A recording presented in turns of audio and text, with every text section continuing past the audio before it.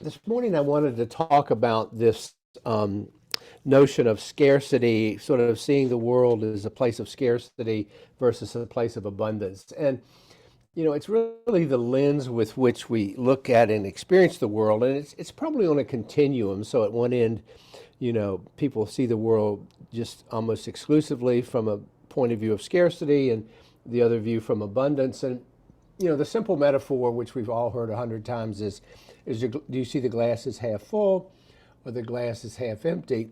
And all of us sort of fall somewhere on that continuum, between those two extremes. And yet, this really does have implications for our practice and for, how we just navigate through the world.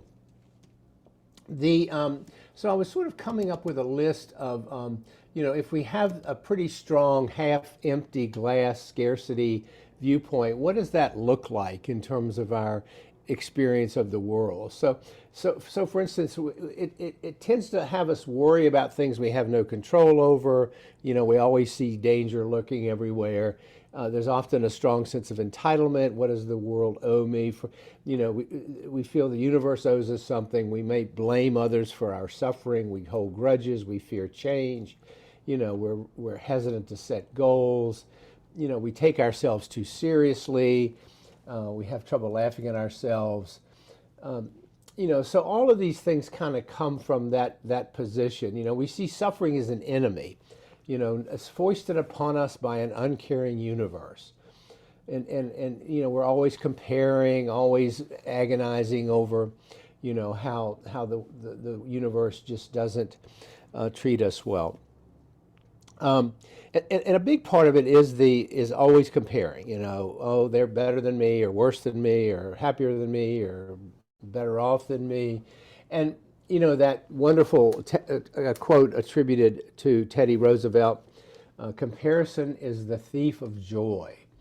But all of this adds up to tremendous suffering when we see the world through a scarcity lens and a real position of victimhood. And I don't think it's how anyone would choose to live, but some of us, because of the causes and conditionings of our lives, sort of grew up having that viewpoint either modeled for us by a parent, or we just came to it because of our struggles. The good news is, if that's the position from which we see the world, is once we recognize it, we do have agency and we're not prisoners of it. We can begin to shift that and use our practice to shift that worldview. So contrast that worldview with an abundance perspective. Okay, so there we see, there's not just one pie that everybody's fighting over. There's many. That we believe it's possible to make more and more pies, enough to feed the world. With sympathetic joy, one of the Brahma Viharas, we see that the happiness and good fortune of others adds to our own happiness. We see that when others win, we win.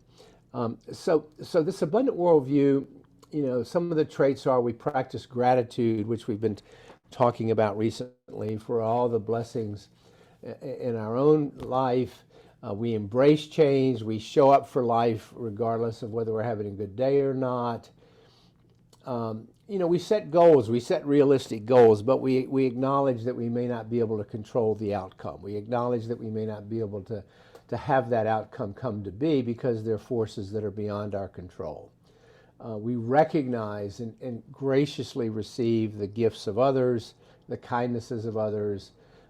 We share our joy with others, our talents, our treasures.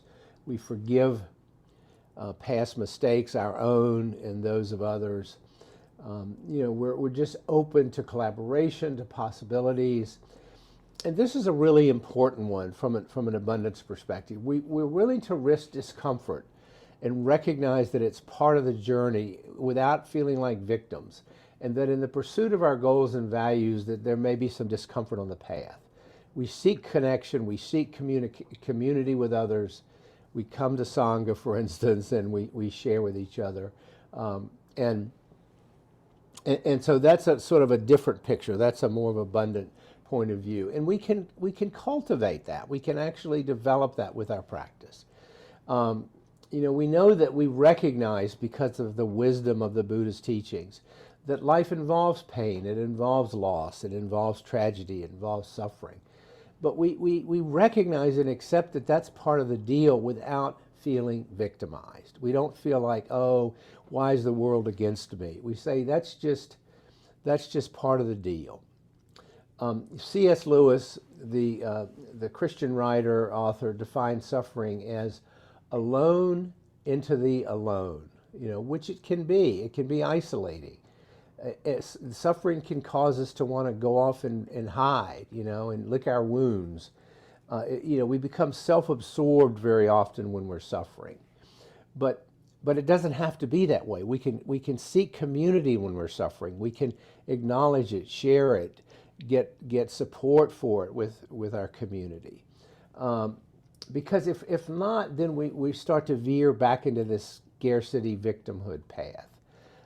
But again, we don't have to go there once we have knowledge of it. Once we recognize that that's where we're going. We have agency, as I said, to shift that. We have a choice.